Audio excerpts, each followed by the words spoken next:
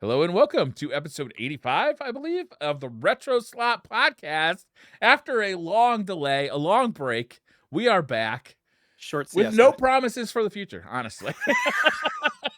I can sit here and lie to Dude, you and say, we'll be better next man. time. We'll get it done much faster. But look, life's busy right now for both of us. Yes, yes. And it's a two-man show. And one of us has shit to do. That's just life, you know? Like, Yeah, that's just life. yeah, yeah. Um, but Jay, it sounds like you're doing a little bit better as of Yeah, today. so I was telling Briar, and I don't know if there's anybody listening out there from my community from years and years and years ago, but, I discovered about 7 or 8 years ago that I have a hip impingement, Mhm. and, growing up, even when I was in the best shape of my life, I always felt like I wasn't very flexible and stuff. Turns out I have a bone growth on my hip.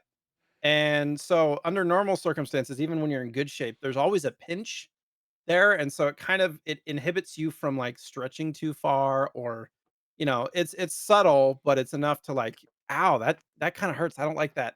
It's not like a muscle stretch, it's like a pinch.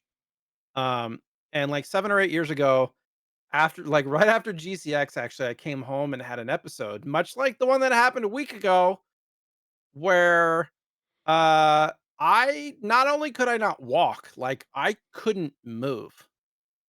And when it happened 7 or 8 years ago, like we went to the emergency clinic or whatever, and they had to wheelchair my ass around. I got x-rays and all sorts of stuff. And they're like, yep, you have a hip impingement. And they're like, you need surgery. I'm like, well, that's not happening. So what's the alternative? Um, and so, but anyways, so I was bowling last week, must have gone a little too hard. Are you And trying to tell me that bowling isn't good for a hip impingement? well, Sir, I it's don't believe you. So, it's on my right leg, and you know how you swing your leg around Yeah. when you're bowling? Yeah, I really swing my leg around, and I've been, like, trying to bowl lower and all this stuff, and I've been really getting Yeah. into bowling lately. So I've just been pushing it too hard, not stretching enough, all that stuff. Anyways, but yeah, I couldn't walk. Not only couldn't walk, I couldn't move. Like, I was doing the moonwalk for a full day once I was able to, but it was Getting old rough. Like, sucks. well, I mean, like, it wasn't even like this happened to my body like 20 years ago. It's just Yeah. now like it's it's getting tighter and tighter and You tighter. don't want to So get surgery to fix it? I don't know. It's like a 6 to 12 month recovery period of Ooh. intense Wow. physical therapy and stuff. And I'm like, I just Damn, they don't can know release they about can like that. replace a hip faster than that. Yeah. Well, I mean, like, Just get a new one, man. Just trade your old shit in for a new one. They they make have that to shit like out of gr- titanium now. You'll they have to probably like weigh grind. less. They have to like no, I've read stuff, and you don't wanna get a hip replacement too young, that really fucks you up. I But yeah, can't like, imagine. you can get it grinded down, but then, like, it fucks with your tendons and all sorts of stuff, so you Oh have to, like, god. kind of rebuild the muscles around it and all sorts of stuff, so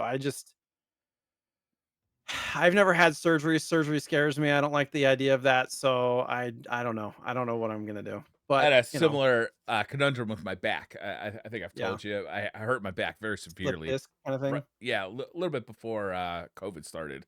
I was kind of lucky that COVID happened when it happened because it allowed me to stay home. Yeah. But like doctors wanted me to get surgery, but like I've never met somebody who got like back surgery and was like, yeah, best thing I ever did. Everybody's like, oh, Yeah. so I'm like, I'm gonna try and like rehab this, Yeah. like, by exercising and stuff like that. For the most part, it's worked. I could be better about exercising and losing weight for sure. But it has gotten a lot better. That's good.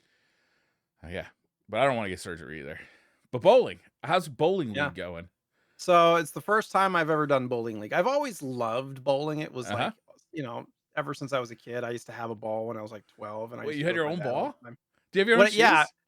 as a kid, and, so, like, as a 12-year-old, I was averaging, like, 145 or so, but I always really pretty much threw straight, Yeah. but it was something I loved to do with my dad, and from then till, like, now, it was always just a once a year, you're going bowling, like, you grab a couple of beers or whatever, you just chuck it down. Your Yeah. arm's sore as shit the next day, like because 'cause you're gripping the heck out of the ball. Really?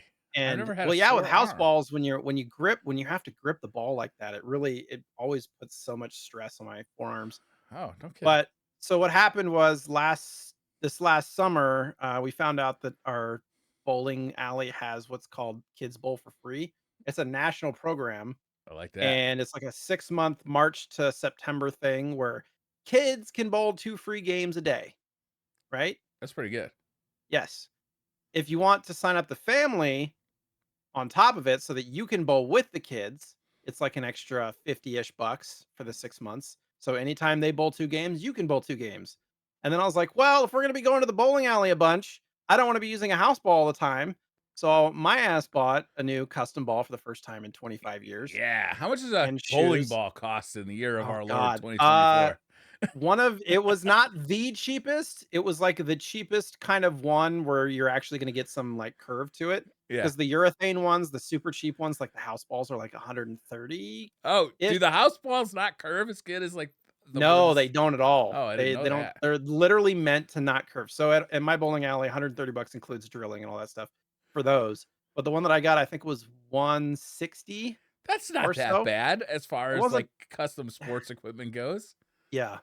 So I got the drill and I had to get a bag and shoes and all this stuff. It's just like 250 bucks. How much the shoes cost? 50, 60 bucks for a That's not decent pair bad. probably. Bags Are like they 40 to multicolored like the 60. ones you rent? No, my shoes look like my sneakers, to be honest, because Oh, okay. I should have gotten the fashion ones, but My buddy anyway, just so got a pair of golf shoes that look like New Balances, and I'm like, "You mhm. are the whitest person I know. It's awesome."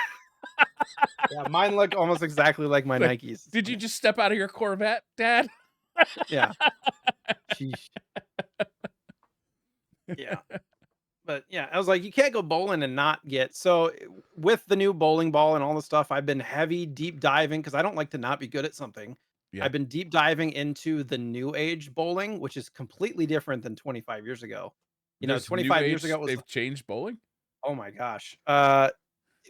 When I was a kid, it was all about keeping your shoulders square to the lane Okay. and like, straight back and straight forward, right? For the most part.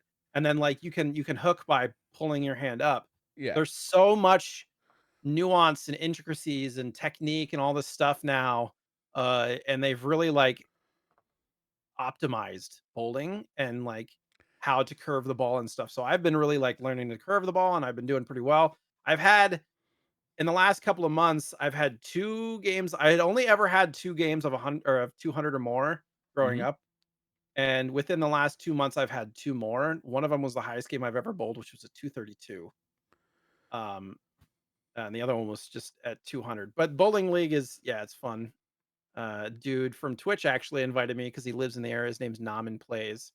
I don't know if you've met him, but so met him through St. Jude. And he's like, if you ever want to do bowling league, I'm like, okay, Yeah. do it. Yeah. So, but it's been fun. This is how Long friendships are long story made in, long. like, real life, right? It's like, Right, right. go to bowling league. Yeah. So, like, I haven't streamed in the last 6 months really, and Yeah. I feel terrible about it, but it's been, good to, talk to people Yeah. That's once a good for week. you. That's a And I good also thing. got back into teaching, a little bit. There's a high school in our area that the kids will eventually go to, so I'm volunteering some time to teach That's drumline there cool. and stuff. Um, Not asking for anything in return. I just wanna, you know, just kinda help out where I can. Back to bowling. Is it like okay, so, like, in the last, I would say, 20 years of golf, is what's happened is everybody is now on video. So, like, they set up video cameras for you, and they go as far as to, like, like, motion track your skeletal system so they can see Yeah, exactly what you're doing and, like, what motions are ineffective. And when you get to the highest level, obviously, like, the pro level, is they are making changes right. that get them, like, 2% accuracy, 3% more distance. Is it like that for bowling? Like, do They do, they put yes. you on video and, like, I kinda have a like lot of that. yeah. There are lanes that are interactive, meaning the lanes can tell you how fast the ball's going, Mm. what the rev rate of the ball is, meaning like how fast Oh it's god, yeah, of course they spinning, can do that. Why wouldn't they be able to do that? and That's and great. so that you can track the angle in which the ball is going, the rev rate, the point in which the ball's breaking, and like the speed in which it's hitting the pins to maximize your action into the pins. Because like for anybody who doesn't know bowling, the pocket is between the 1 and 2 pin, or the 1 and the 3 pin, depending on what side you're shooting it from. You don't wanna hit, like, straight ahead at the front pin, right? So, um, you try to hone that in, and, like, every oil pattern on the lane's different, and the more you bowl, the oil pattern changes, so your ball's gonna break at different times, and so I've been really getting into the science of that a little bit, but man, my body's kinda old and already, and yeah, obviously, I just fucked it up for the last week, but, Yeah. um, I've been trying to get more comfortable, but also like to repeat it, to get consistent and stuff, learn the right Mhm. things so you can get good consistently. If I could be an average 180 to 200 bowler, I'd be pretty happy. Hmm. I'm at like 150 to 160 right now, average. We did So, a bowling league. It was a bunch of friends. It was actually my friends from high school. We only did it for 1 year. It wasn't like the whole year. It's like basically a winter mhm. sport for us. And the problem was that it devolved into such heavy drinking that we're like, I can't drive home from here. It was like, because like what Uh, happened was, okay, everybody, I'll go buy a round, and then everybody else feels responsible to buy a round, right? sure, And then sure. one asshole comes back with a pitcher. Shots. Yeah. And then it's like, well, like it just like devolved into this point where we were just so drunk, like we couldn't even bowl anymore. Although we won quite a bit. It was kind of crazy. Like, I don't know. None of us could bowl worth for our lives. I don't really Well, understand was how it that would based work. on a handicap? Because that's the league that I'm in, is Yes, a it handicap was. It league. was based on a That's handicap. why. So then it's just you're bowling against your average, you know what I mean? Yeah, yeah. So, yeah, as long as you're not totally tanking on one game or Oh, something, we you're were fine. tanked. Uh, I've had a few drinks. It gets expensive doing it every week, and Yeah, I'm competitive too, like with myself. So having too much to drink or whatever, like, I wanna having like a drink is not a huge deal, but if you're drinking too much, like, yeah, it's a lot. Yeah. I bet it was fun though. yeah.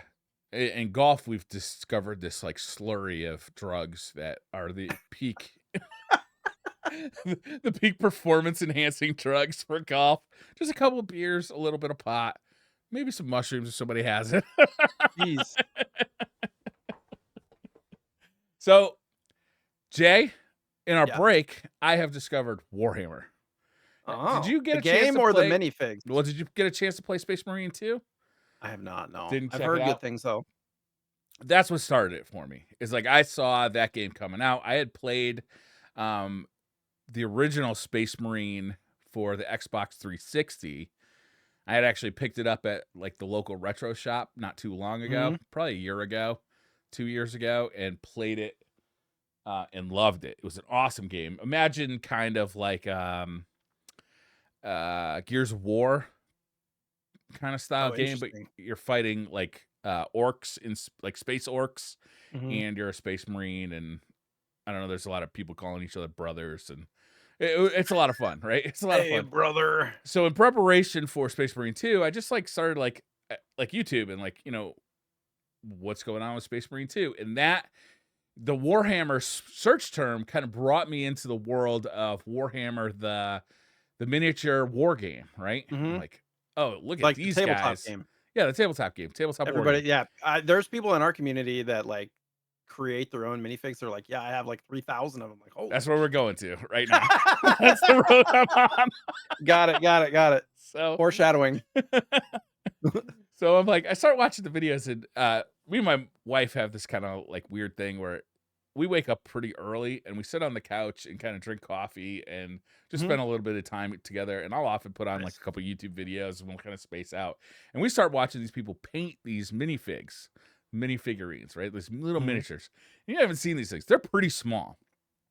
And it was like, it was so relaxing.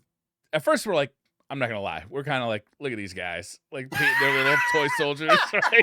We're having a little bit of fun at it. I'm Playing not with gonna their lie. little green army men. They're Yeah, so yeah. cute. But then we like start watching them and like, oh my god, they're really good at this. Like, it's Yeah. amazing what they're doing. And then I'm like, I kind of want to try this. And like, she's like, I fully support that. So I did, and I've started painting my own little Woo, doggy. minifigs, right?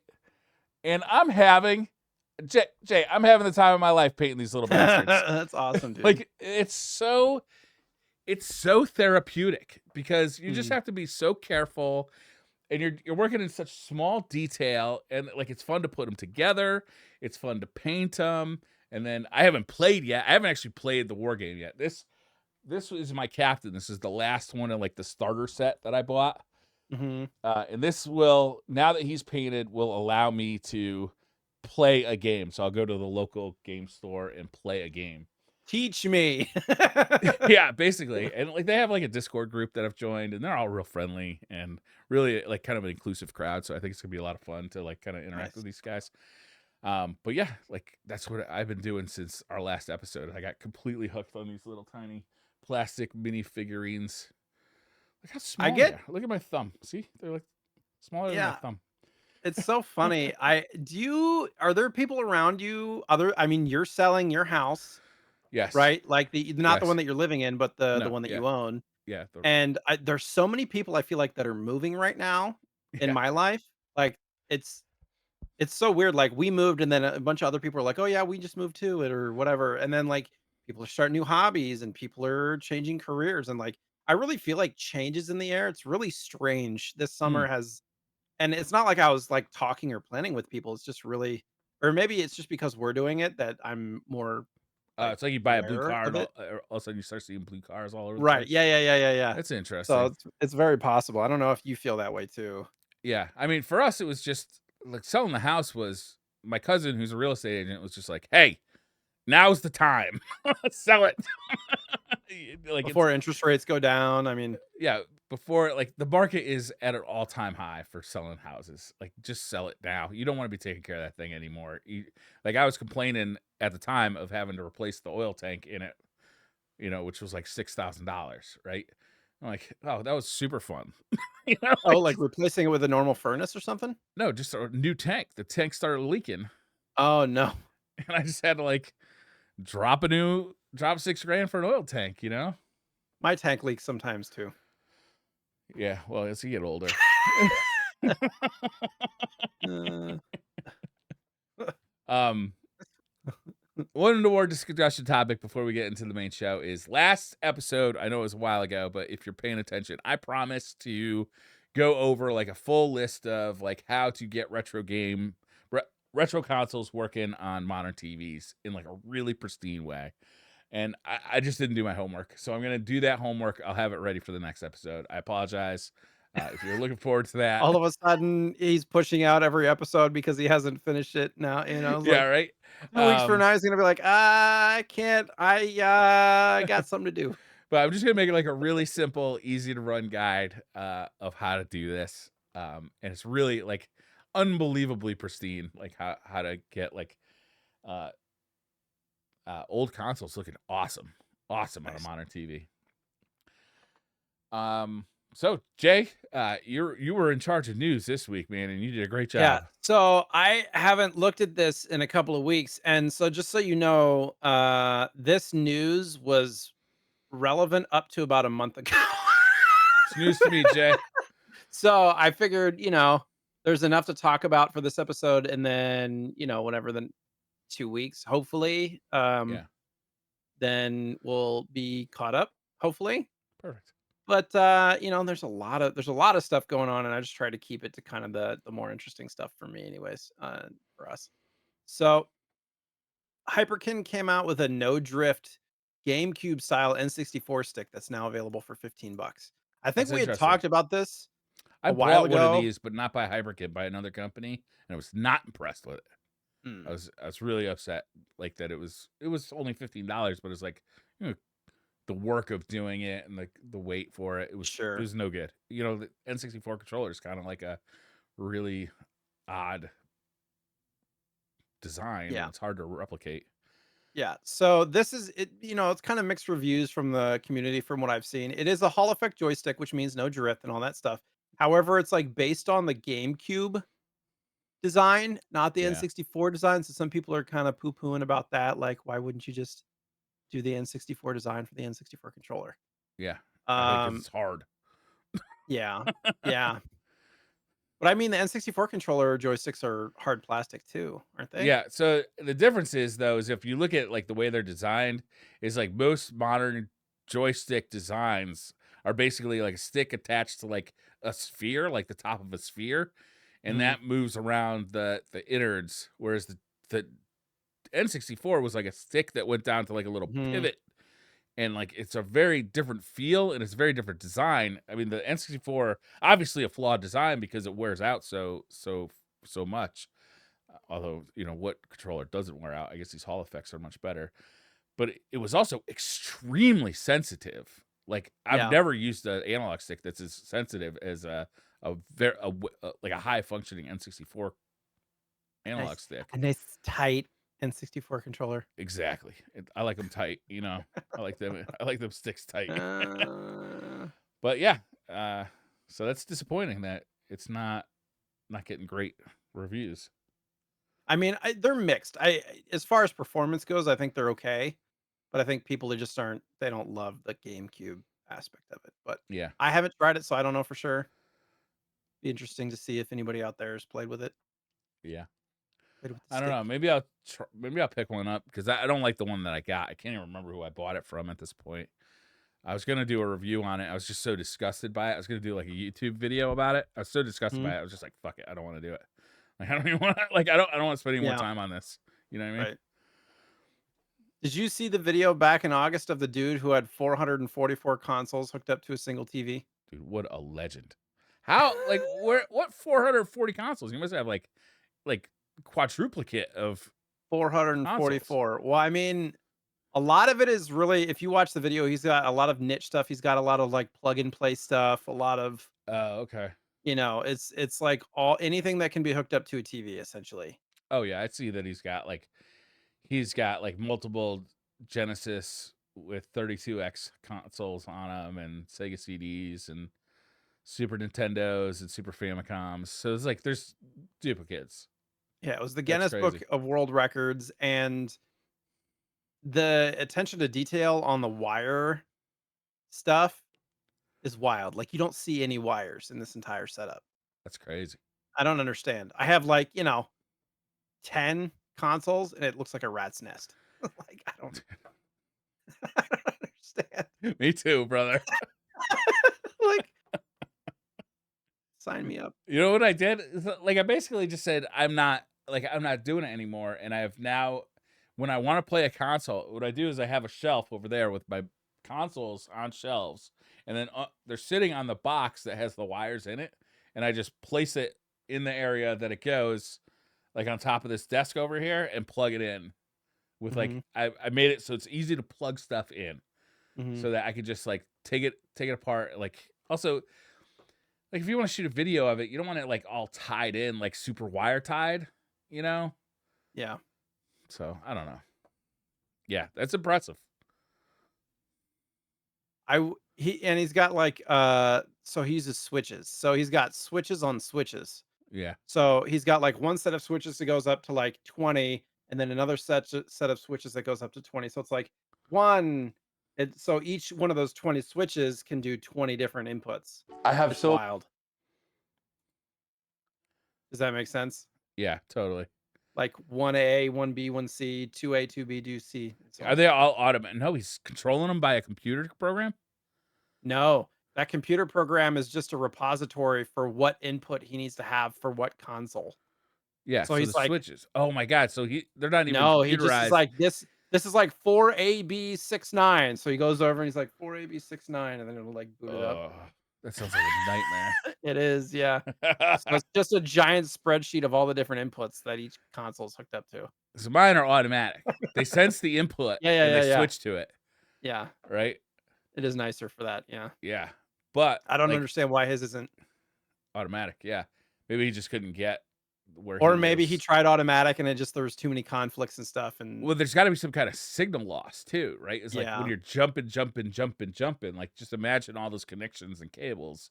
trying to figure out what's going on. Oh my god. What a troubleshooting nightmare too.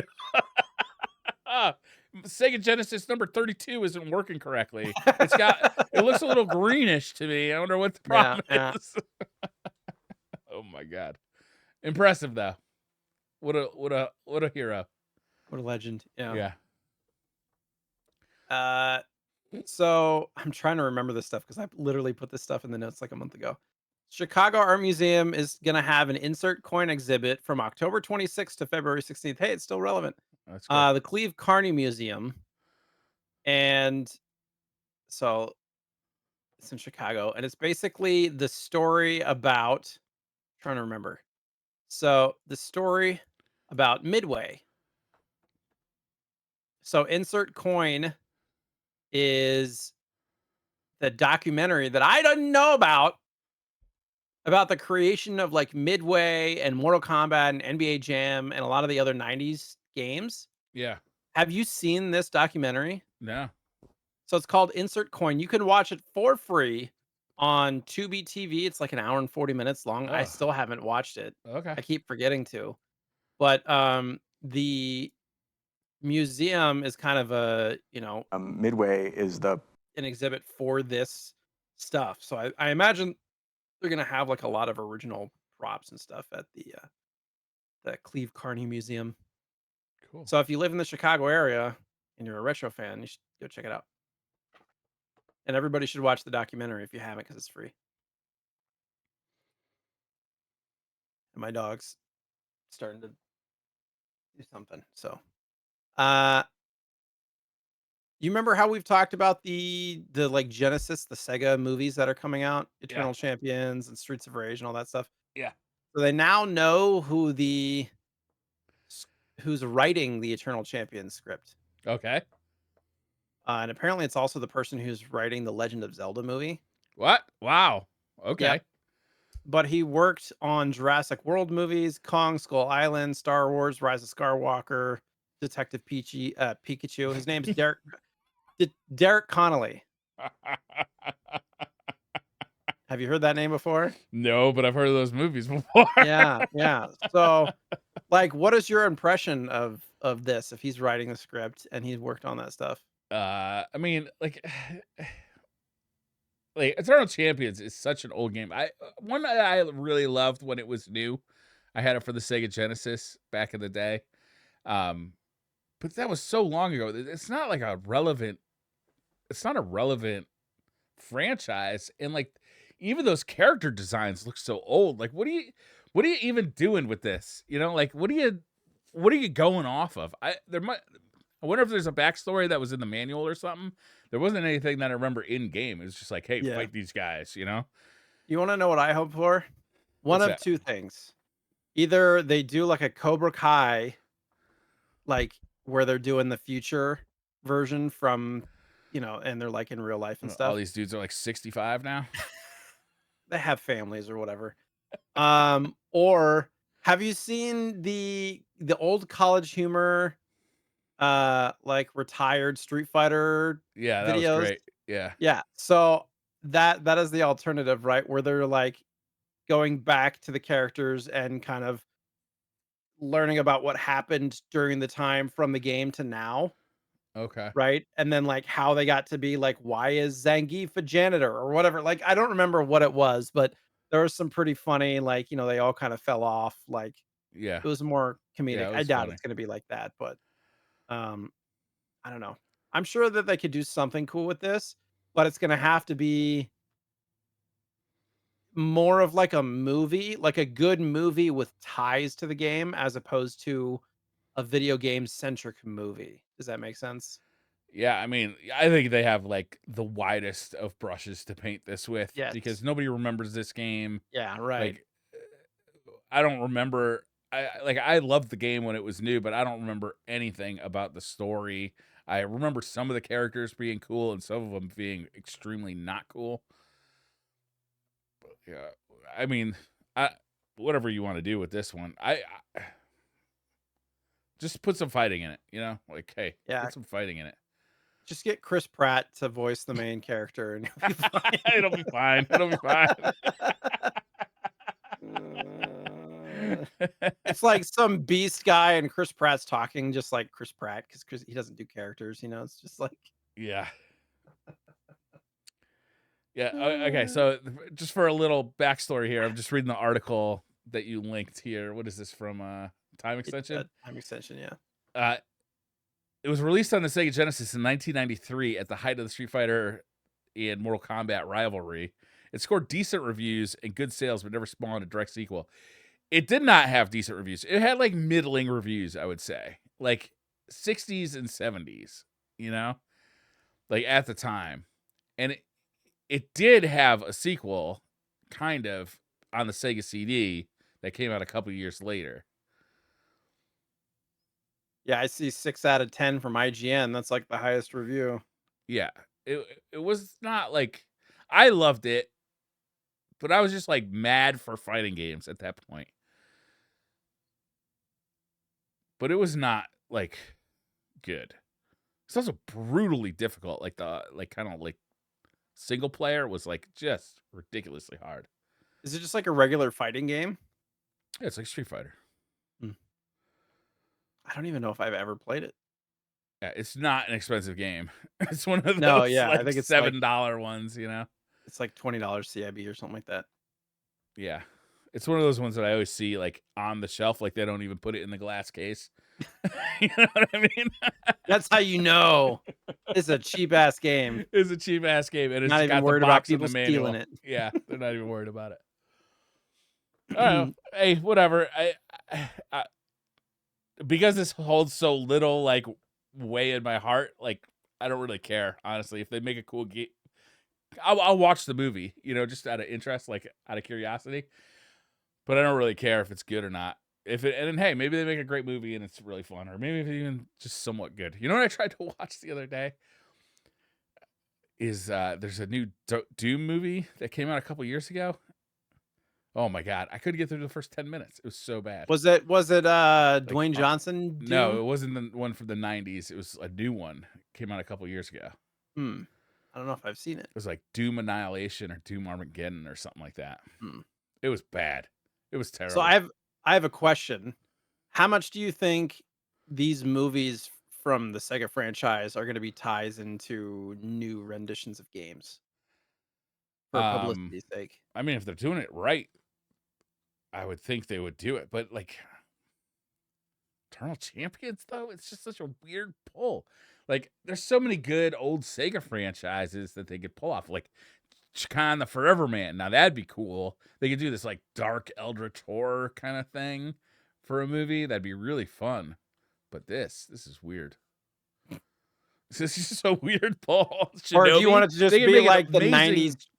the 90s Street Fighter movie? No, I don't want that. That was terrible.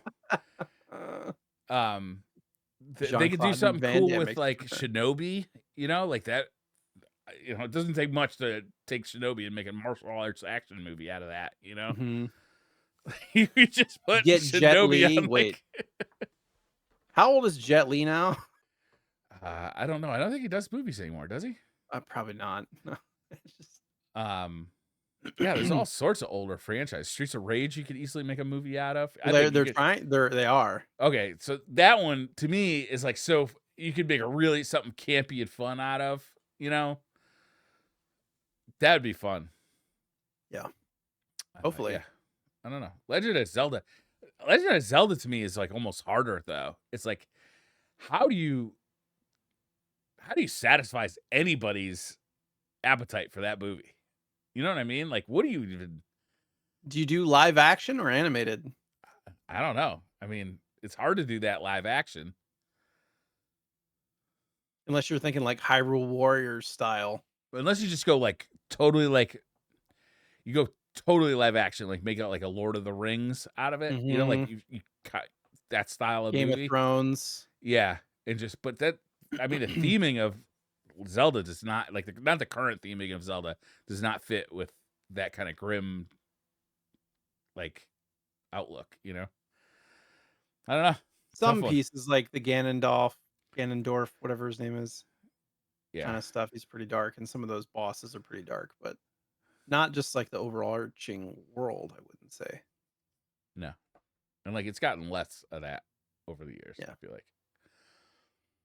Okay, Castlevania Dominus Collection releases with Haunted Castle remake. Yeah, have you heard of the Haunted Castle? Yeah, game? It was a terrible arcade game. So they remade it. Like remade it. and it's part of the. So this was tweeted in August, so this is a couple months old at this point. But That's awesome. I can't wait to play it. I wonder, yeah, is there a physical version? Probably not, right? uh, not sure. Dominus. So for anybody who's curious, the Dominus collection is like the handheld versions. So it's Dawn of Sorrow, Portrait of Ruin, and Order of Ecclesia, which are the DS games, and then it includes the Haunted Castle remake. Oh, there was a limited run and it's sold out. Breaking news. Yeah. I'm sure it's available on eBay. Yeah, 150. Probably bucks, not, though. Probably not available on eBay because it probably still won't ship for another year and a half. That's fair. That's fair. That's cool. I was never big on the DS. The DS Castlevanias. They got a little too anime and too cutesy for me. The gameplay was still fun, but I just they lost me on like the spooky factor and like the coolness of the older I'll games. say this: if they end up, because limited run's been going to PAX, if they end up going to PAX and they bring that to PAX, I will buy it. Yeah. Because I bought like 8 games from them from PAX. Because what they end up doing is they a lot of these games they have set at $35, and then if you look online, they're going for like 50 to 60, and you feel like you're getting a bargain. Yeah. That's the smart thing to do. So like I bought a bunch of stuff there. I spent like $350 at the limited run booth and I don't buy limited run stuff, but I bought it because I felt like I was getting a deal. Yeah. So still haven't opened my stuff from last year either. Yeah. I actually sold a bunch of limited run games this summer. You had quite a few, didn't you? Yeah. Over COVID, I was just buying anything I get my hands on. It's terrible. So Bitmo Labs has released a Game Boy iPhone case, and there are other ones that Oh my God, I love are it. similar.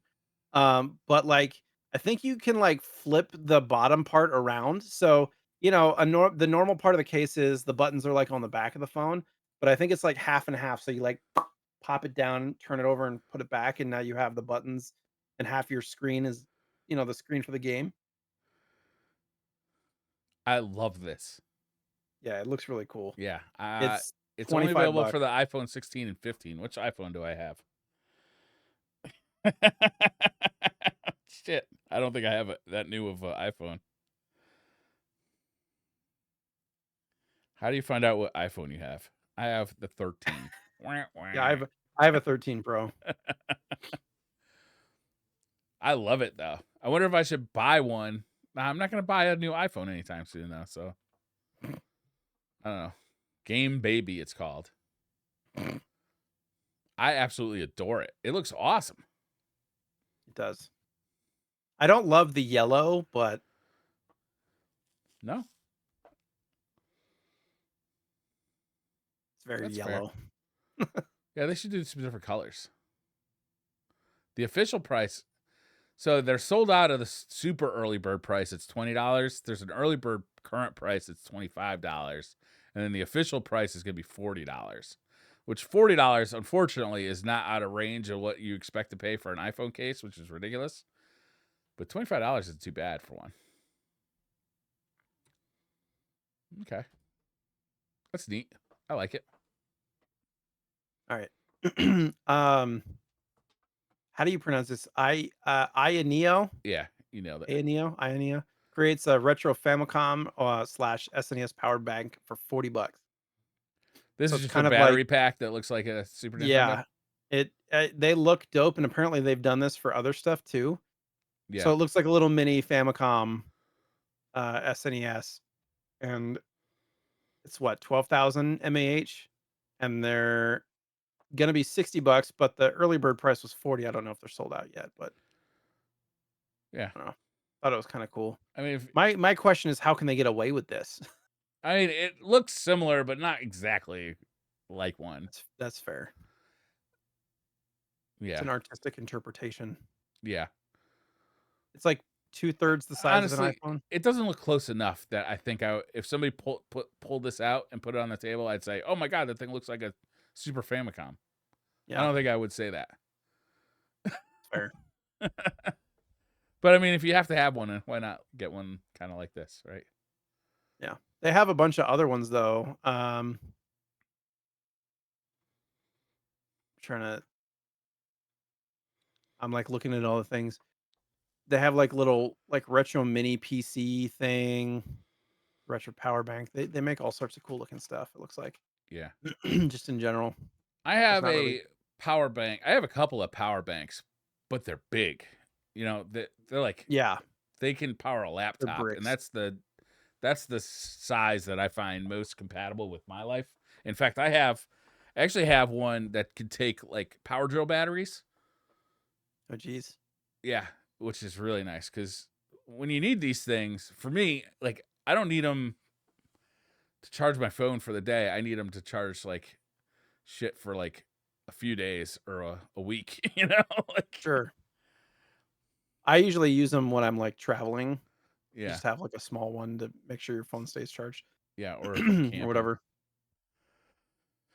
Yeah, Uh they're handy. yeah. This next story was relevant because my daughter loves Paw Patrol. Yeah. And so again, this is like early September. A hacker turned a $5 Paw Patrol toy into a cool way to play Sega's Super Hang On. So this is from Time Extension, as most of this news is. That's He amazing. basically wired accelerometers onto this little $5 toy so that you can use it as a controller for a racing game on the Sega. And there's video of it. That's Dr. amazing. Tom Tilley. And you can watch the video. It's like a little edited video. Pretty silly. It's like, it's like something you'd find at a Goodwill or something, and you put Yeah. accelerometers in it and stuff. Yeah. I love it. That's amazing. I don't know. I just thought it was funny. My daughter loves Paw Patrol. uh, Hang On is a game that you can really only play it if you have like a motorcycle controller too, because it just doesn't feel right on like a regular D-pad, Sure. because the way the bikes lean, like it takes them time to lean. So you Yeah. want to be able to like kind of use the analogness of the motorcycle's controls to do that. The best way to play analog is play Super Hang On In the is in the arcade, arcade, because because it you're has, like, sitting on actual a bikes that bike you're that seeing, you yeah. lean over to turn. That's I remember those. the only way They it still really have feels those. natural. There's new ones in new arcades Yeah, like that, yeah. that's awesome. Yeah, there's one So, at a local arcade near my house. I don't even know if these are all still available, but Analog had released a bunch of Game Boy Color looking ones. It looks like they might all be sold out. When I made the news, there was like 4 out of the 6 that were still in stock. Yeah. But it looks like they're all sold out, which these Is this appeal even more to me news than though? I any. mean, they just keep doing this with the Pocket, right? Yeah, It's I don't just know, they like, announce new colors and everybody gets excited and they sell out immediately. there's literally they haven't been selling out immediately. They've been available for at least a few weeks, but, Yeah. it's just funny how there's a landing page for this, so analog.co/editions, and it's like, Pocket GBC Colors editions sold out. Pocket Aluminum editions sold out. Pocket Those Classic aluminum editions editions were like sold out. $500, weren't Pocket they? Transparent editions sold out. Pocket Glow in the Dark sold out. Yeah. Say that again? The aluminum ones are like $500, weren't they? Yeah, they were. That was an awful lot of money for that. Yeah. Yeah, I don't care. I mean, There's not a whole lot of resale value on these I- either, to be honest. there's so many. Yeah. They are cool though. Some of them are. What would be your go-to if you chose one of the colors that came out other than, I've always liked the frog skin green one. That's always been my favorite color for a Game Boy. the Game Boy Color, Yeah. the lime green one.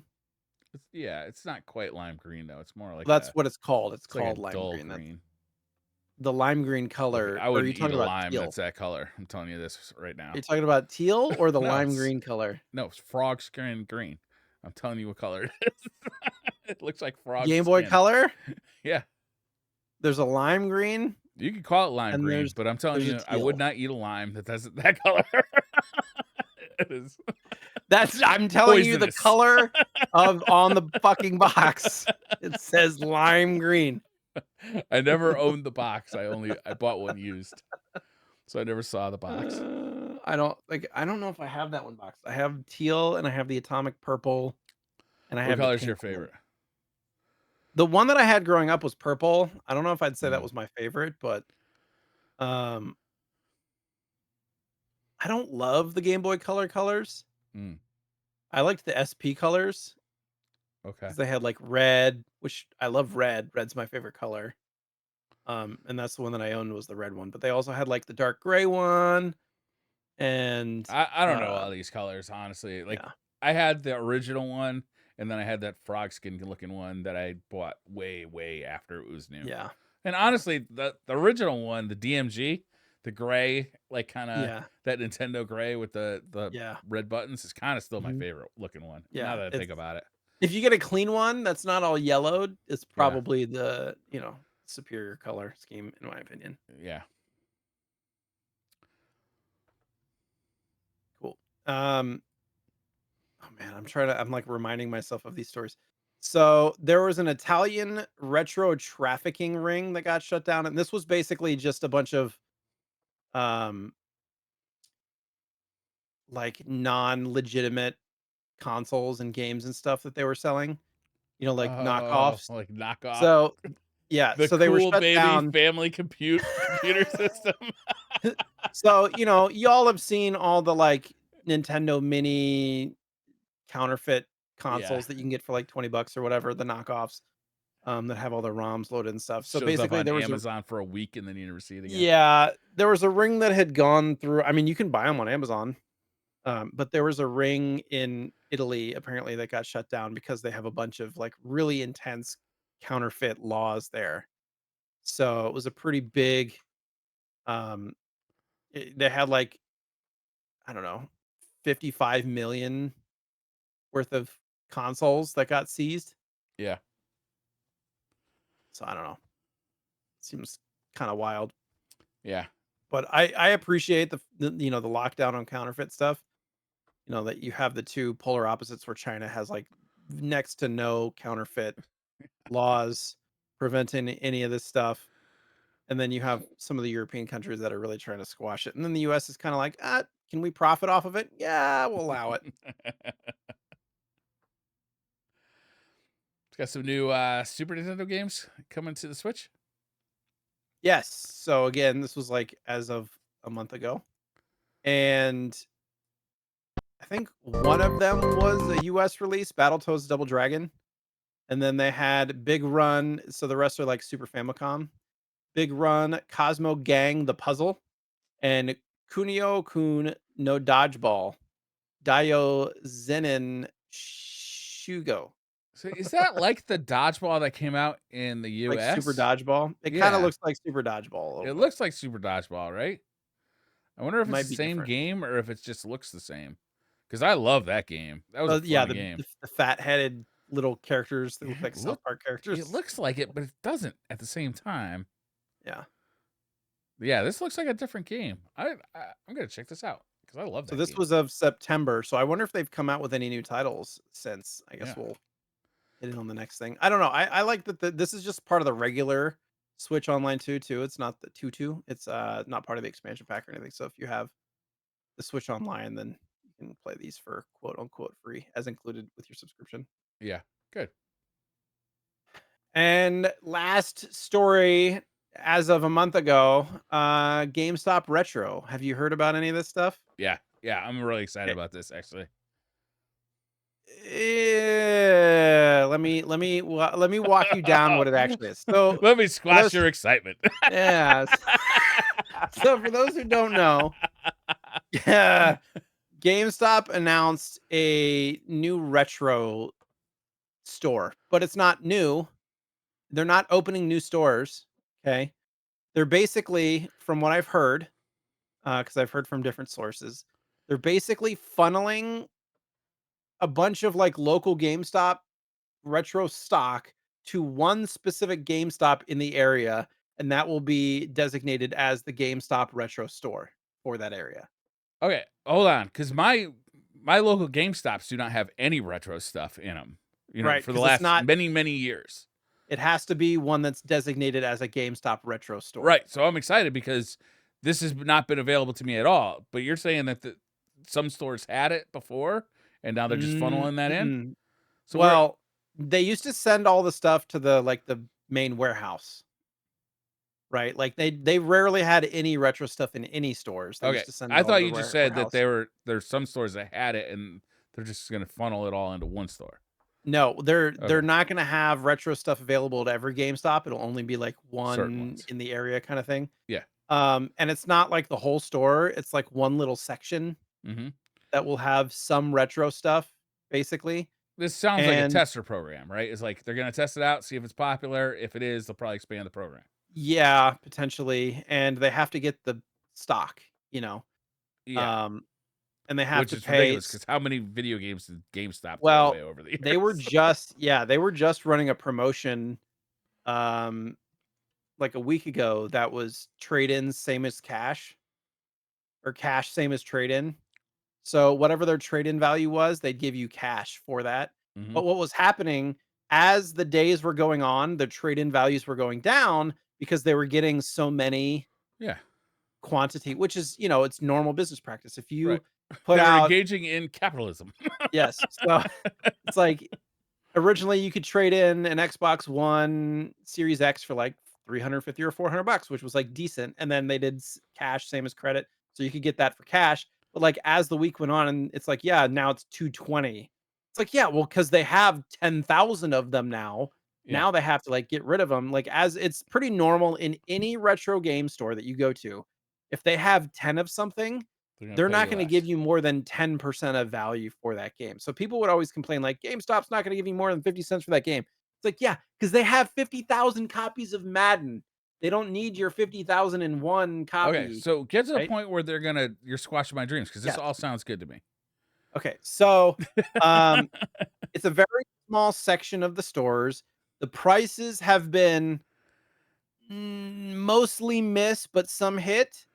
Okay. And I guess the pro is that you get to look at condition before you consider buying stuff because they're still only pricing things like Mario Kart Double Dash is like $75, but it's $75 for just the disc or $75 if you can find a complete copy, That was right? off their online because they still did retro stuff off Yes. their online store. That's right. I forgot about that. And that So was totally a complaint because they would just list it yeah, and then you it's didn't know still really like what that. you were gonna get. A But mistake. now at least you can go to a store and see it.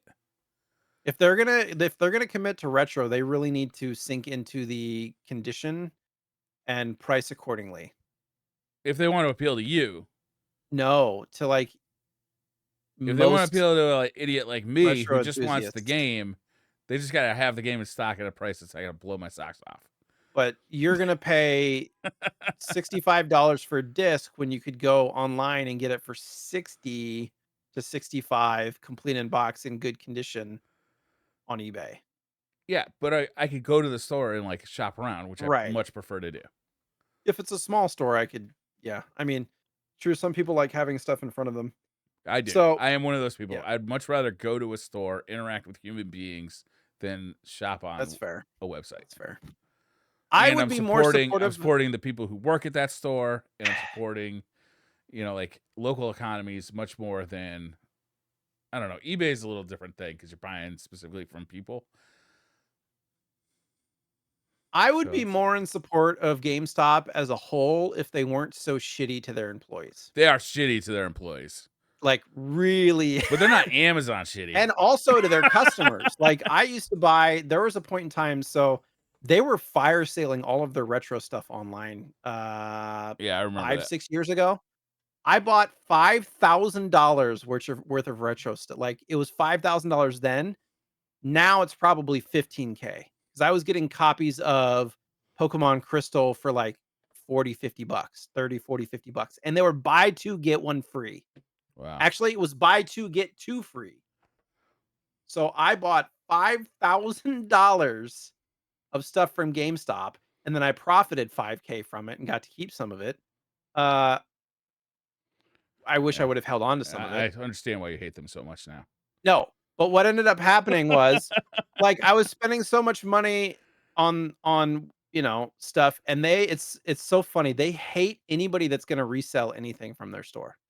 They absolutely hate them. So if they suspect you, because I was only buying like 2 of each thing, because if you buy more, then they just like, I wanna keep stuff available for people as well. Like, I understand that mentality. Um, but if they suspect any reselling, they will, like, ban you. Like, even if you bought, like, 1 or 2 of something, if they think that you're reselling Yeah. and not trading for a long time, like, I wouldn't. The only reason I was doing it is because they were doing buy 2, get 2 free. It's not like I did it with GameStop all the time or anything. Um, Now I sound like a scummy reseller, fine. It afforded me the ability to buy some stuff for my collection. Yeah. Uh, that's basically why I did it. But they also like, I had racked up so many points and just I couldn't use them, like, to get discounts on whatever and things like that. Mhm. And I called and they're like, "Why are you buying this many things?" And I was like, "For trading, for keeping, all that stuff." They're like, "Nope, you're banned now." So now Like, you got all "Oh, those points you can't use because you're banned. cool."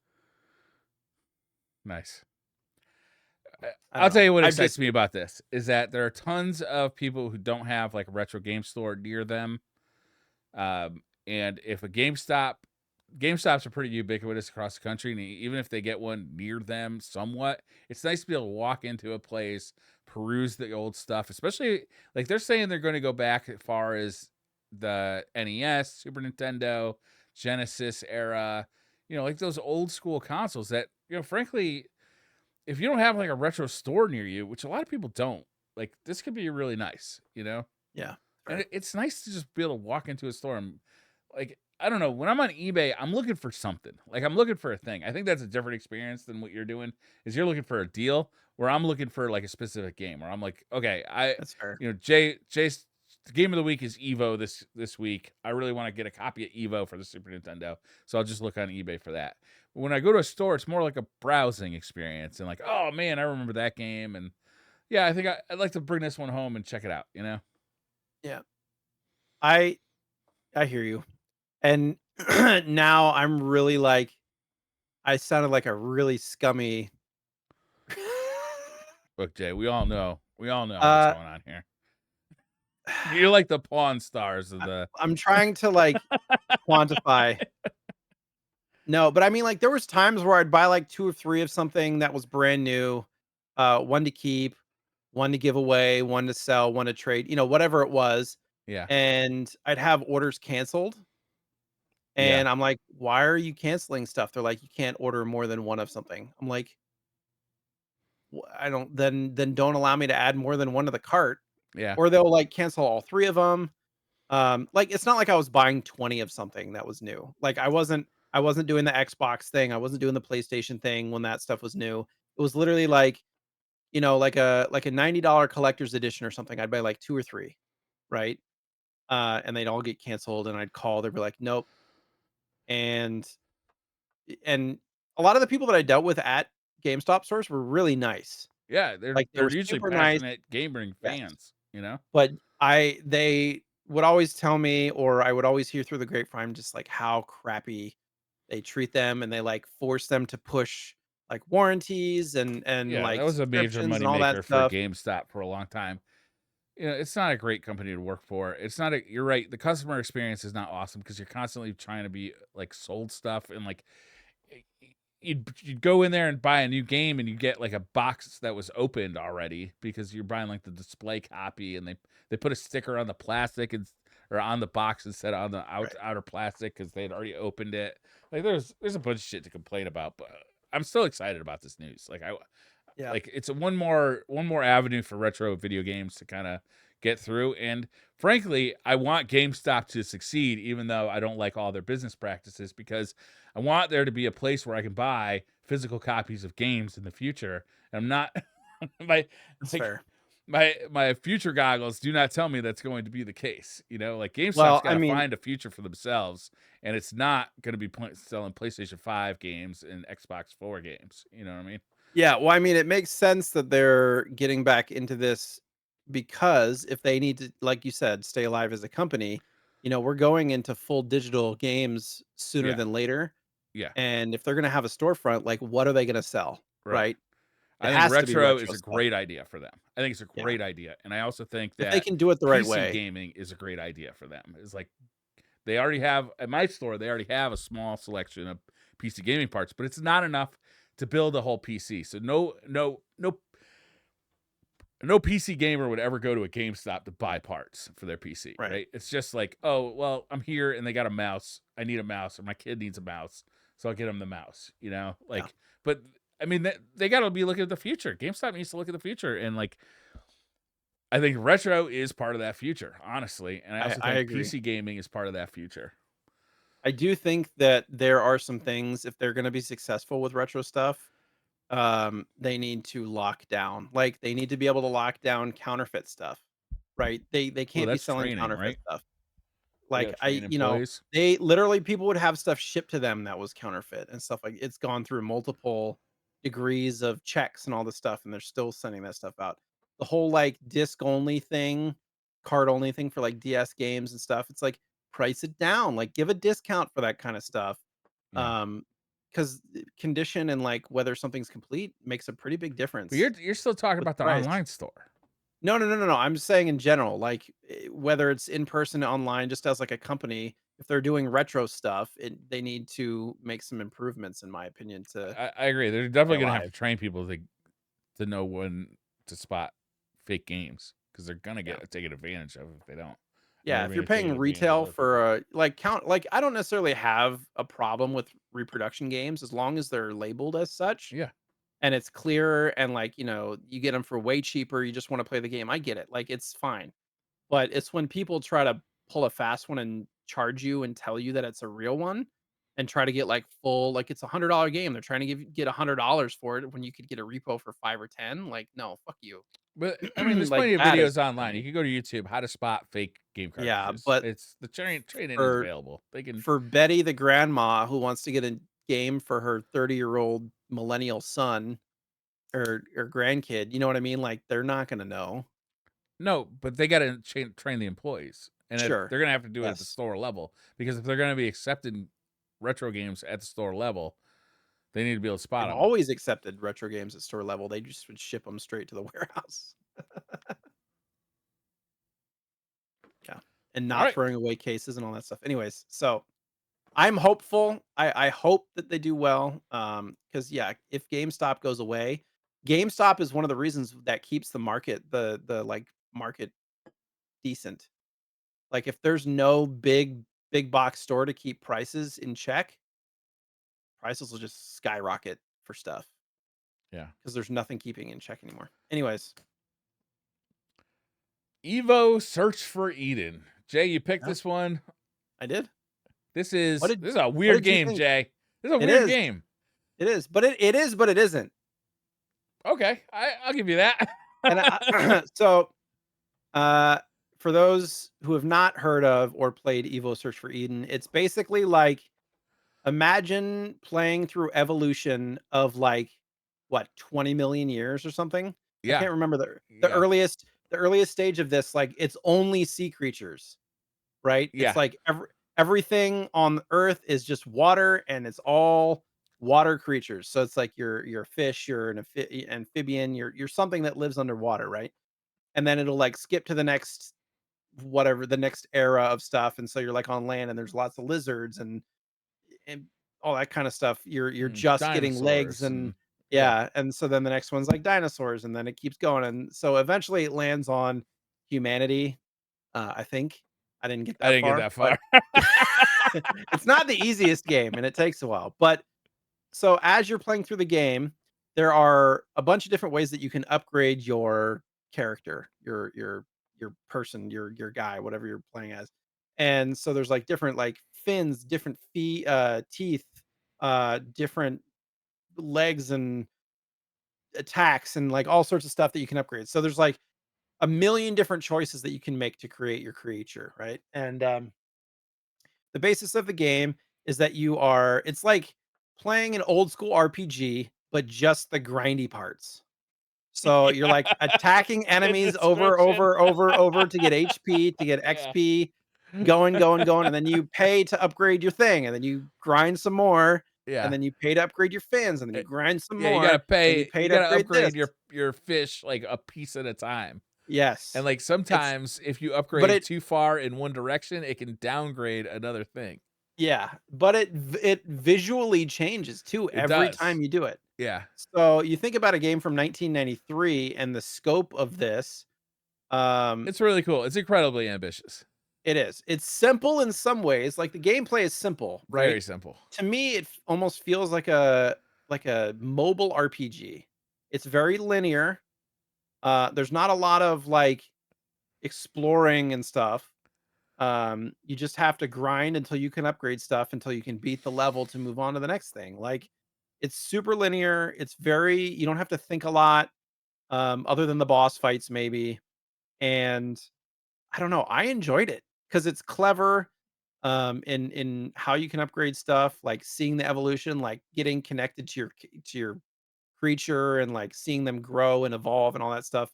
It's not a one for one evolution story. It's artistic license kind of stuff, but No.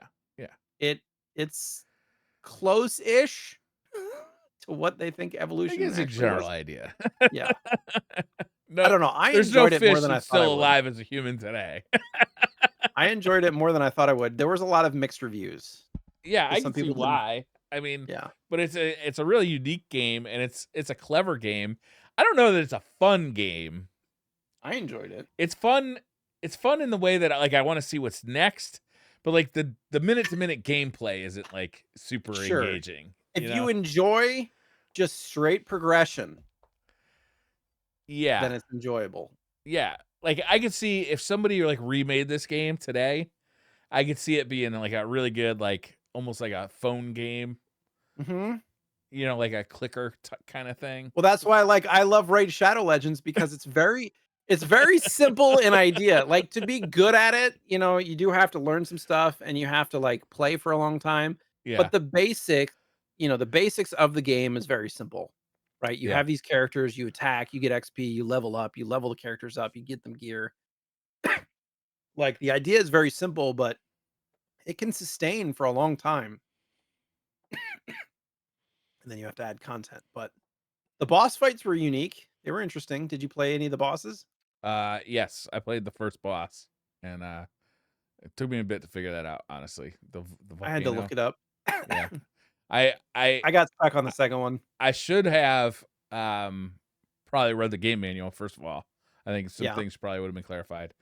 Um, and I probably could have gotten a lot out of just like watching like a let's play of this game, sure. just to kind of like, oh, okay, here's what you're doing, because like I got a little bit mad the first time I upgraded and then figured out, oh wait, this is just like a timed upgrade, and I got de-evolved. I was like, oh, what the heck? Why did I get de-evolved?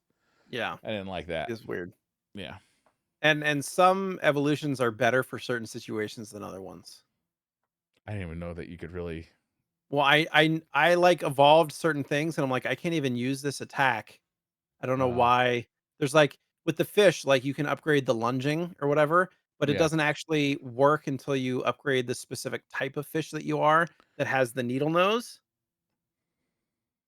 Because yeah, then you're, like, poking the enemies, but then it makes your attacks weaker than the steel-jawed fish that just would, like, one-shot everything, but you're slower. I don't know. It's interesting figuring that stuff out. yeah. It's an interesting game for sure. Like like this is one of those. How much does a cartridge of this go for? I wanna off the top of my head, I think it's close to 200.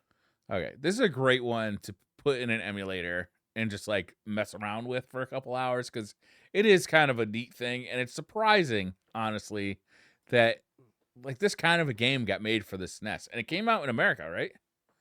Yeah, Yeah, I have an American copy. yeah. I don't know. It's kind of neat. It's it's on the nose. It's $202 average on price charting. Okay, I wouldn't pay that for this, but like not for the gameplay experience. But if you Right. have like, I would definitely like throw it into my analog pocket and mess around with it for a little bit. I think that would be the It's just best way to play this, because you got a save state on the analog pocket that you yeah. can just kind of like pick it up and kind of continue on.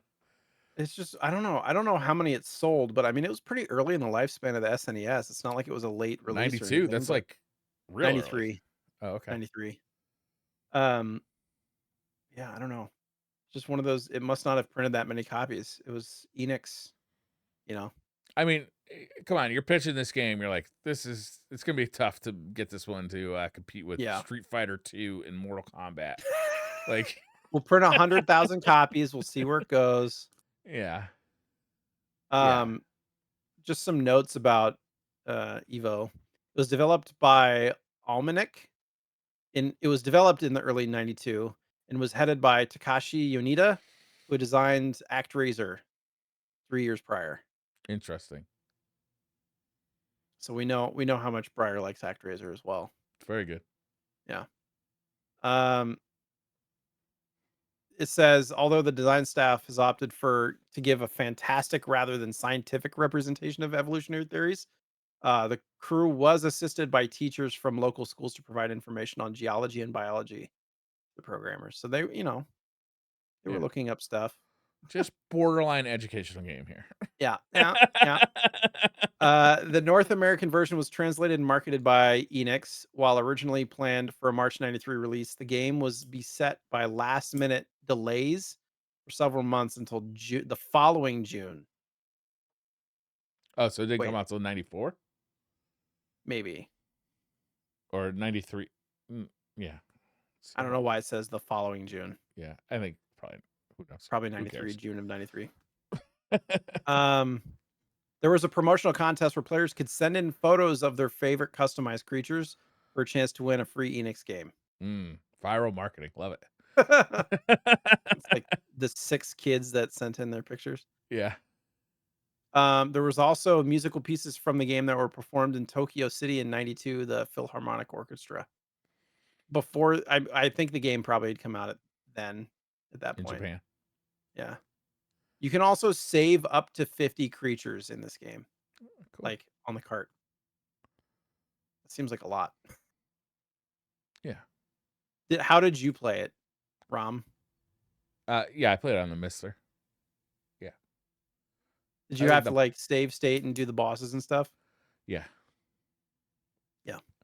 Yeah. This game, honestly, like, this is one of those things where, like, I appreciate it more than I like it. You know what I mean? Like, It's I fair. appreciate it, but, like, I'm not having, like, a great time grinding this fish meat to try and upgrade my Yeah. character. I don't know. You say that painting Warhammer figures is therapeutic. A game like this Yeah. for me is therapeutic. Yeah. That's probably why I like Raid Shadow Legends too, because like there's a lot of it that you don't have to think about, you just have to do it. It doesn't require a lot of thought. Hmm. I You can think just kind of I do have to think a lot about painting the miniatures, and I okay, think well, when I'm not thinking about that, or when I'm thinking about that, I'm not thinking about like the house or sure. the health or the family or like Yeah. I'm just solely concentrated on Distraction. Yeah. which color red should the sword hilt be compared to the cape. I don't know if I have the patience for that, to be I honest. didn't know if I did either, and I tried it and I love it. I can't wait to play now. I gotta play the game. I gotta Yeah. go and play. Did you play the newest game? You played it, Space Marine right? 2 is fantastic, Jay. Yeah. And they have this multiplayer mode where you team up with your buddies and basically it's like running strikes. It's so Mm, much fun. It is nice. really fun. And like the technology, like how they get so many enemies on screen is really crazy. And like the gameplay loop is really good. It's worth checking out. For I think sure. you'd like Sweet. it. I will definitely look into it. I don't know. I've been so out of playing games other than literally other than Raid. Like I just have that open on my PC and click, click, click, click, click, click. It's always every time I call you, every single time I like contact you on Discord, it always says playing Raid Shadow Legends Well, 4 hours it's and just 30 open. minutes. No, I just so I leave it open because when the daily reset happens, you have to have the game open for 2.5 hours to get all the rewards. So I Oh literally my just god. like leave it open. And a lot of times I'll just like set stuff to happen. It's not like I'm actively playing it all the time for anybody on Discord who sees it Yeah. quote unquote playing. It's just open, if that makes sense. Yeah. There's like tournaments, events, and things that you have to get certain points. And so like you can be grinding and literally it's like a passive game. I don't know. This is not an advertisement for Raid. Yeah, if we're gonna talk about Raid Shadow Legends, let's make them pay us for it, please. I do. Well, that's how it started. I know That's it how is. it started. And I was like, I'm the kind of person who's like, I don't want to advertise something without trying it first. So I downloaded it and I was immediately addicted. Jay, you got some pickups? How much time we got? I'd say, I don't know, 40 minutes. Okay. So early September was PAX, which I bought like 5 or 6. No, counting counting the limited run stuff. I got like, I don't know, 15 games. Then the Portland Retro Game Expo was at the end of September, which I got like 20 games from. And then I'm back on my eBay bullshit. So I've gotten some games from eBay and from price charting. I'm not even going to talk about the sealed stuff that I got that I'm sending off to get graded to sell. But I did get a sealed Pokemon Blue, like original Game Boy Pokemon Blue. That it's going to be hard for me to let go once I get it graded. But the reason I'm getting it graded is so I Blue can. was the first one, right? Red and blue were the first Red ones. and blue were first, yeah. Red was my first one, but I just happened to get a copy of blue. But yeah, so somebody had won an auction or something, and it had a whole bunch of sealed games in it. So I bought a handful of them, and I'm gonna get them graded and then sell them so that I can fund the shit that I already bought that I need to pay myself back for. Hold on one sec. The dog is like chewing on something. One second. One second. Uh-oh. So we're still working. It's my turn to pick the game for next week. And what Jay doesn't know is we're doing another Castlevania game because it's Halloween. So I think it's gonna be Castlevania 2. All right. Okay, we're back. I just hear chewing noises. It's almost DINNER time, and I can't say the word or he'll get excited. All right, pickups. We'll start with the stuff that I got from PAX. Start with the limited run stuff. I'll just go through it quickly. All Switch games. So I was telling Briar this before the show started. What I don't normally buy limited run stuff, but the reason that I end up buying limited run stuff at PAX is because it makes me feel like I'm getting a deal. Not every single game, because I have to do my due diligence, but they end up selling a bunch of stuff for $35, and then I'll go Which is online. the MSRP. Is it? Yeah, that's a For suggested retail everything? price for most games that they But sell. then you're paying for shipping and all that stuff too, Paying right? for Usually. shipping, yeah. So, which is a lot from them. I guess there's just tax in Washington, but Mhm. if it was in Oregon, there'd be no tax. So, but $35, and then I'll go and look online. I'm like, this is going for 50 to 60. Mhm. So buying something for 35 plus tax feels like a deal when it's going for like 60. Some went for even more than 60, like 60 to $80. Yeah. Because I'm like, in my head, I'm like, if I don't like it, if I don't want to keep it, at least I can sell it and get my money back, kind of thing. So I'm only buying one of stuff. I'm not buying a bunch to like resell or anything. Oh, I forgot. I did pick up the Paper Mario game, Mhm. Thousand Year That's Door the for new the one. Switch. Yeah. Yeah. All right. I'm I'll surprised just you didn't buy quickly. that much. I thought you were really a big fan of that series. I do love Paper Mario. I just haven't been playing games. Fair. Yeah. Um. There's been so many that have been coming out for Switch that I want to play too. Uh. God, what was one of the other ones? I think isn't there a Mario and Luigi game coming out too? And then there's the Oh. new Zelda game that's coming out, and all this That's stuff. out. That's out. Yeah. Yeah. See, I haven't picked that up yet either. I've been trying to get stuff used, so I got this used, so I get it for like $20 cheaper or whatever instead of buying it brand new. Because I'm like, I'm not gonna play it soon enough to make a difference. But the limited run stuff, all right. Star Wars KOTOR, Yeah. that's the Old Republic. That's not a remake. That's just a port, right? I'm sure. Yeah. I wonder if they've like up-resed it at all. I don't know. Contra.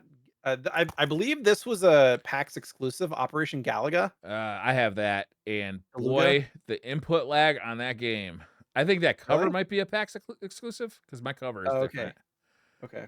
But That's yeah, probably why. I ordered that a long time ago and finally just got it like probably a couple weeks ago. And Yeah, I I don't put have it to in. wait if I pick up stuff at PAX. I put it in my Switch immediately. I was so excited because the reviews for it are pretty good, and I was appalled by the input lag on it. Appalled, Interesting. I tell you. I wonder if they fixed it at this point. Oh, I only played it 2 weeks ago. So Game I came got out like a long time ago. so they have Persona 3 and Persona 4.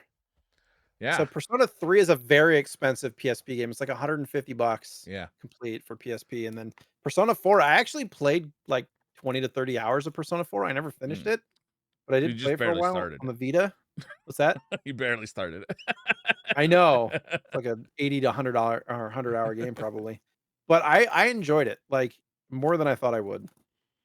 Felix the Cat, which is just like the Felix the Cat games. I think it's NES, Game Boy, right? Oh, it's a collection? Oh, it's a Yeah. Konami collection. Are Yeah. they doing that with all their games right now, Konami? I don't know, cause I got the Rocket Knight Rocket one Knight as well. Adventures, yeah. Wait, is that Resparked? Is that a collection or is that a remaster? No, so they have the first 2 games and Resparked in this. What's Resparked? It's like a let's see, it says Rocket Knight Adventures Resparked contains Rocket Knight Adventures Sparkster, and Sparkster in one package. Oh, so So it's it's just a literally collection. just Just Genesis a Sparkster, SNES Sparkster, and, Rocket Knight. Rocket Knight, Okay. which that's 3 different games because the Genesis Sparkster and the SNES ones are different. Yeah, they are. You'll appreciate this one. I've never played it, but I got it just because I thought about you. Plumbers don't wear ties. Just that what is it? ARG game, whatever it's called. The Yeah, it's for the like the 3DO, video. right? Yeah. Yeah, the video, the video game. As soon as I saw this, I thought of you. I was like, all right, I'm picking it up. Um, and then a game called RZ that looked interesting. I know Never nothing heard of that about one. it.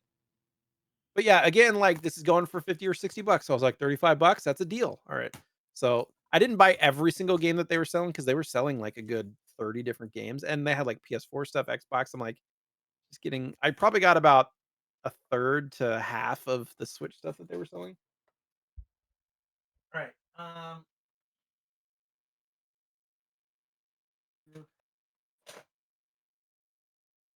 Other stuff that I got at PAX.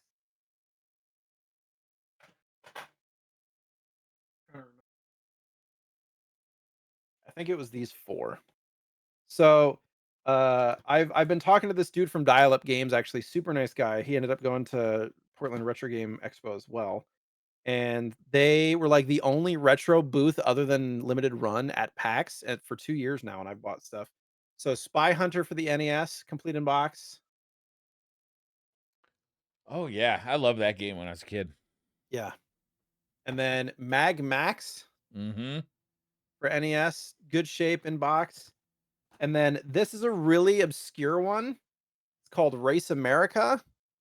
Kind of Oh, I've rare and never hard to seen that one. find. Yeah. This one is like super clean. It has like the poster and everything in it, which is super hard to find. Boy, the box And cover looks just like the mural I had painted on the back of my pickup truck. it's like Same a same thing. the Dodge Viper on With top of American the flag. American flag. But then look at the graphics. They look so great. Yeah, well, racing games in that era were tough. And the heavy hitter. So I had this game. Oh, my first acrylic case. I bought a game at PAX in an acrylic case. Um, oh, it goes this way. That's right. Swordmaster. So now I own Swordmaster complete in box, which this is a heavy for the NES. Is it? Um, I'm gonna show the price. Oh boy, 675. Yeah. So I had the cart. So I was like, can I just buy the box and manual? He's like, no. There's a dude right next to me who's like, I just want the cart.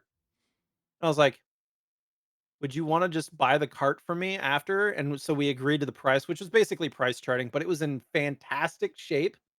And he Venmoed me the money there. So I just got to walk away with the box and manual. Nice. I come home and realize the copy that I sold him was in better condition than the copy that I have here. So I was a little bit sad, but you know, it's fine. But so the guy was trying to complete his childhood set that had gotten stolen, and Swordmaster Oh, was one of the games that was in that. So, damn. you know, but so I ended up getting the box and manual for like 400. Anyways, So those were PAX games. Yeah. And then I got a bunch of stuff at Portland Retro Game Expo. Oh, here's 3 games from our friend Ryan Niemiller. Because I bought some stuff from him, some like Sega. He's downsizing because he has a kid now. He's Mm. like, we need one of my 2 game rooms to be a kid's room now. What a huge mistake, right? What a huge mistake. So, but I bought.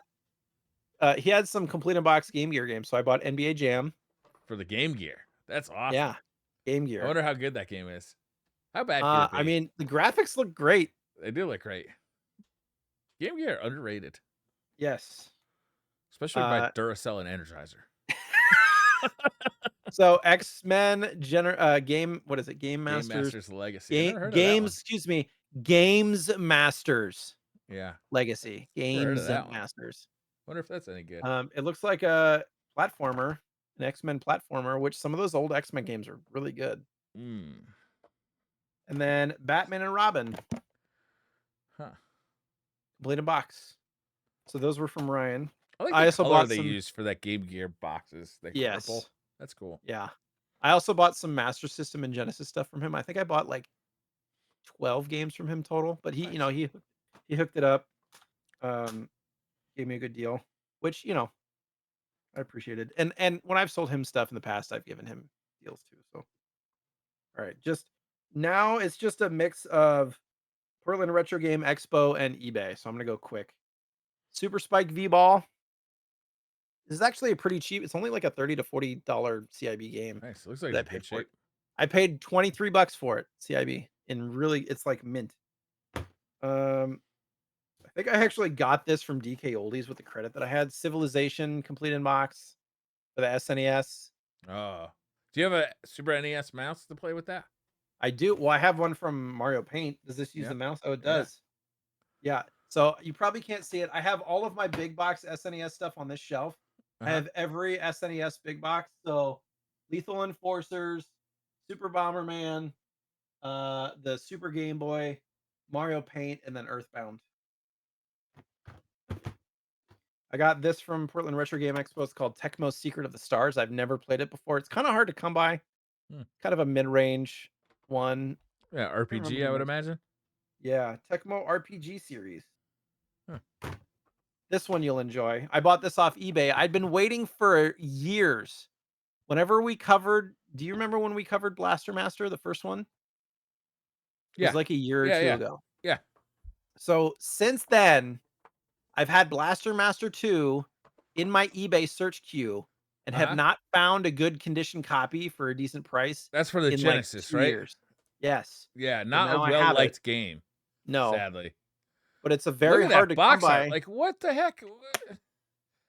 How are you going to have that beautiful tank and not put that on your box? You're going to put like just this random green marble. Yeah, but the front though. Look at the front. Yeah. Looks like somebody blowing a bubble with gum. Yeah, it looks like a marble. It could be a Marble Madness cover. Yeah. That's weird. Anyways, haven't played that yet. Sunset. Dynamite Heady for the SNES or from the Genesis. People like that game, Dynamite Heady. Yeah. I have it for Game Gear as well. Here's 2 more from Portland Retro Game Expo. Worm, Journey to the Center of the Earth. Whoa.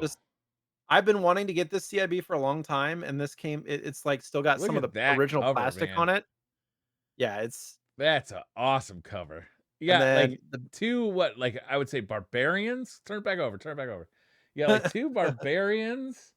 I would say like military barbarians, like definitely 80s hair. Like one's a lady and like, you know, scantily clad, one's a dude, and they're driving like a drill dozer through the earth, and like a robot got in their way. That's amazing. But yeah, it was in really good shape.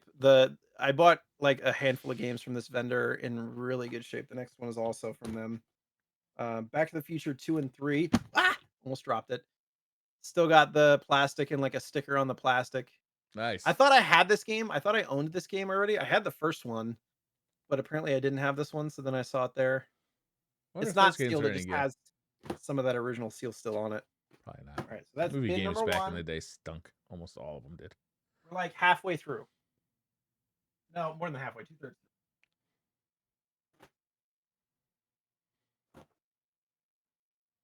So Jay, you're more gonna have to get stuff. more shelves. No, actually, I have enough space for this stuff. But yes, like I'm not. Once I fill these up, I have to start getting rid of stuff. To be honest, I do have like I don't know if you can see behind me, like my SN. There's the dog. N64 shelf has like empty shelves on the bottom and stuff. There's you like that. Tonic Trouble for the N64. Nice. How are you I did. organizing your shelves? Are you going alphabetically? It's You going by? alphabetical order right now. I've been going For by now, date like released for my Genesis collection hmm, because that keeps all the black boxes together and all the red boxes together. And I don't like mixing the two. It's unholy. yeah, that would be smart. Like some of my black box stuff is just scattered for the NES as Yeah. well, and I kind of want to get that stuff together. I was Same with thinking like about doing it by Konami and release date too. That'd be fun, like yeah, for like other things too, because it just be then you can like just know when they're coming out when they came out and stuff. I thought that'd be fun, but some games it's hard to know when they came out. yeah. I'm not great at organizing, and uh I ended up doing alphabetical order because I was going through my app and trying to find stuff that was on my shelf that I didn't have in my app yet. I found since we've moved, I've added 200 games to my app that were in my collection That's a lot. that were not in my yeah. So like literally each system had like a dozen games or more that weren't in my app yet. How do you do SNES cartridges only? Do you have any SNES or you They're only have box yes, I only? do. I don't know if you can see them. It's all out of focus. They're You can just they're describe literally it. right above this, and so I have 3 shelves, and same with my NES that you Do you can't see. stand them on the side They're or do you stack yeah, them? You stand them they're on the they're side? yeah, they're on the side so you So can see the the labels. label's facing outward. Correct, Okay. correct.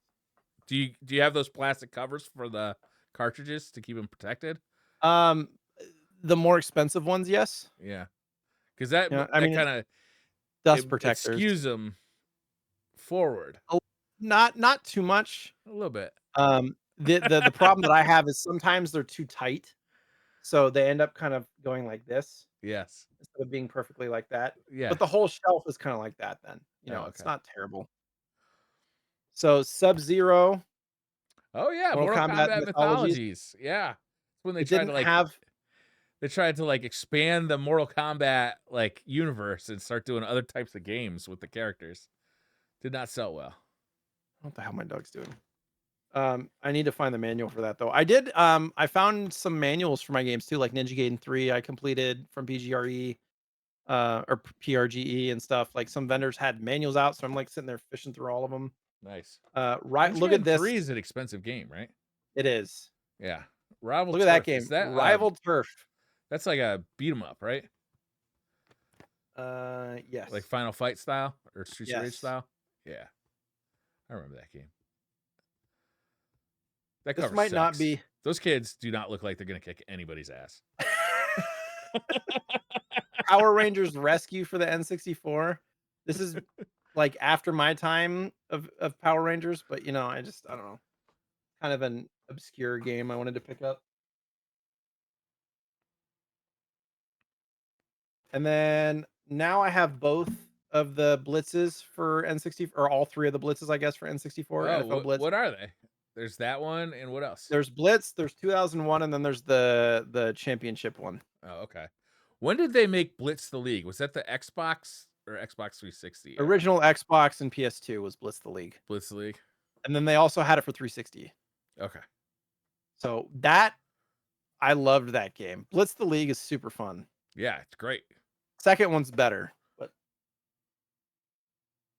you ever just hit scrotum so hard that they explode? I don't think I played the second one. I think I only actually I'm not sure which one I played because I think Did the first one have exploding scrotums too? I don't remember. It's been a long time.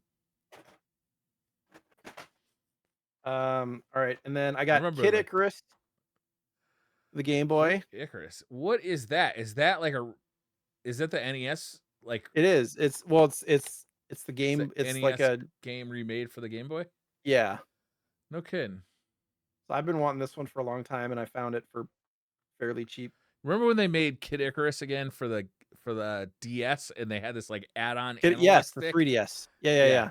That was weird. It's a good game though. Hold on. It's just weird that they made like an add-on analog stick. Yeah. So I got Gargoyles Quest. I've had the game, but now I have it complete. Yeah, I have that game. I So actually like that game quite a bit. It's fun. I haven't. I've played the second one a little bit because they're precursors to like Demon's Crest as well, which we've covered here on the show. It's all part of the same like Earth, or all part of the same. Yeah, it's What the is it Ghouls called? and Ghosts universe. Lineage. Yeah, yeah. All right, then 2 loose Game Boy games. We got 2 RPGs. What is it? Sword of Hope and Roland's Curse for Game Boy. And then the 2 heavy hitters that I've gotten since last episode, probably. One of them was at Portland Retro Game Expo. And it's one of the 2 Atlas potato games for Game Boy. Amazing Tater. Do me a favor. You probably don't have price charting up. No. Do you want me to tell you how much? Take a guess how much you think this game is worth. Well, the fact that you're mentioning it, I'm going to say $700. It's close. Okay. Less. You can just say it. 500. 500? Yeah. Not bad. I think I ended up getting, because I got a bunch of stuff from this vendor, like a bunch of games, and I think I ended up getting for like 375, which Oh, that's good. for a game I've never seen in person. What's it called Yeah. again? Amazing Tater? Amazing Tater is this one, and the other one's Spud's Adventure. It's just I don't think I'll ever have these complete in box because it's like 3,500 to $5,000 for one of these in complete in box. It's wild. Speaking of expensive games, so I got this game. I've had this game as a cart for a long time, and what happened was it got listed as cart and box for the SNES for not much more than the cart, and I mean by not much more, I mean like 10% more. My dog is digging into something. Hold on. And so I picked it up because I was like, I can just sell the old cart and basically pretty close to break even. But I think what ended up happening was they sold it for this price because somebody else sold a carton box for this price, or went for auction for this price, but the box was a reproduction box. Oh. This is a real box. So Aero Fighters for the SNES now, I own cart and box. Nice. So yeah, that's an I'm gonna expensive game, which is weird because it feels like it's all over the place. It doesn't feel rare. It's I don't really know the story on it too much. It is a shmup. It is the most expensive like retail SNES game that's not like the competition cards or anything. But yeah, I was fortunate enough to find, and the box is in really good shape, except for like one side has a little bit of weirdness to it. But it's an upgrade to the cartridge as well, so Nice. happy with that. Perfect. Anyways, what's the game for next episode? Yeah. All right, I've been thinking about it all episode, and I want to do. It's Halloween era. It's it's Halloween time. I want to do something kind of spooky. The next time we have an episode, it's gonna be Thanksgiving. Well, I don't know any turkey games. We could do that Spud game. Oh gosh. But I wanted to do this game for a while, honestly, and I know you're not the biggest fan of this series, but I feel like this one is a pivotal one, Castlevania 2, because it's like the first time you got like the open world ish kind of situation. Like I think I'm gonna try and finish this one because I've never finished it and I've always wanted to. I don't think it's a very hard game, but I think you do want to kind of get some kind of a guide of some sort. God, I love that box art. Isn't that sick? It's so sick. Yeah. I love those early Konami games for the NES with the silver. Like they all have that kind of like silver motif and the same kind of thing, but the art for this one is so good. You got Simon Belmont with the whip and then Dracula up in the castle behind him. But this one is kind of like suffers from a poor translation, so it can be a little confusing on like where to go and when to do it. So I think like following a guide is probably a pretty easy way to get through this in a few hours. So I think that's what I'll probably try and do for this episode. But I've always wanted to finish this one. My buddy Jesse had it when I was a kid, and we never were able to beat it. I don't know. I probably have tried it. Yeah. So it plays just like the first one, like as far as character movement and stuff. But there's more like RPG mechanics, and it's more of an open world than just like a level-based game.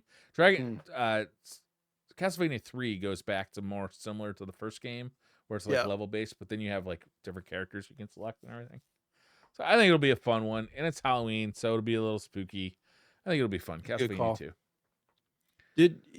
Did you end up telling me what the PlayStation one that you were thinking about was? Oh,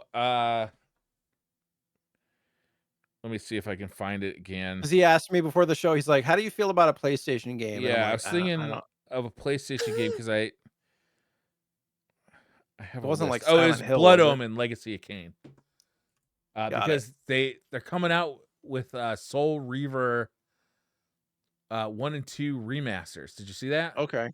Which I were haven't. Dreamcast era games. Yeah. I really liked Soul Reaver. I really like Soul Reaver. So I'm Mhm. like really excited about that. And I'm hoping that if the remaster sells well, maybe that'll get him interested in making like a Soul Reaver 3, or like, because the Blood Omen was about Kain, who was like the vampire, and then Soul Reaver was like kind of Kain's like underling who rebelled. Those are like 3D over the shoulder type games, right? Soul Reaver was. Blood Omen was like a top down adventure game, kind of, where you played Kain dog's the about to vomit. vampire. Oh, okay. You played as Kain the vampire, and like you'd go around and like suck the blood out of your enemies to regain your health and stuff like that. It was very cool. But I don't know, like me and Jay were talking a little bit before the podcast. Like, I still just don't feel like PlayStation is that retro to me. Maybe it's because it's like 3D era, right? But it is. It's like solidly retro. Now I feel anything that's not HDMI has got to be retro, right? Like, if it didn't come with an HDMI port, but even the Xbox 360 didn't come with an HDMI port. So what are we even talking about here? I don't know. I guess it's different for everybody. But the PlayStation, I don't know. It was like a huge leap in technology with the 3D graphics. It just looked different and felt different. And it was cool. It's also hard to go back to that era because for some reason the graphics of the PlayStation just don't hold up as good as like they do on a Super Nintendo. You know? I don't know why that is exactly. I think Jay's having trouble with his dog. So I'm probably going to end the show here. Oh, here he comes. He's coming back. So I think we're going to end the show here. I gotta go. Yeah. I gotta check on him. Yeah. Okay. Thank you all for joining us. We'll see you in the next episode. We'll talk about Castlevania 2, just in time for Christmas. Have a wonderful week. We'll see you next time. Bye. Bye.